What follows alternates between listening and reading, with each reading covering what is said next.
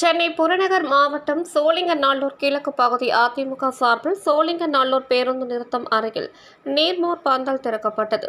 சென்னை புறநகர் மாவட்டம் சோழிங்கநல்லூர் கிழக்கு பகுதி அதிமுக சார்பில் சோழிங்கநல்லூர் 199வது வட்டம் அம்மா பேரவை பகுதி இணை செயலாளர் ஏ. புருஷோத்தமன் ஏற்பாட்டிலும் கிழக்கு பகுதி செயலாளர் காரப்பாக்கம் எம். கே. பழனிவேல் முன்னிலையிலும் நடைபெற்றது.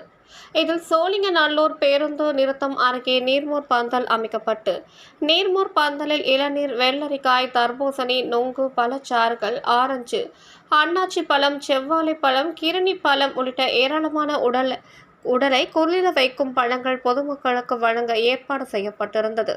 இதை சென்னை புறநகர் மாவட்ட செயலாளர் கே. பி. கந்தன் ரிப்பன் வெட்டி திறந்து வைத்து பொதுமக்களுக்கு பழங்கள், மோர், குளிர்பானங்களை வழங்கினார்.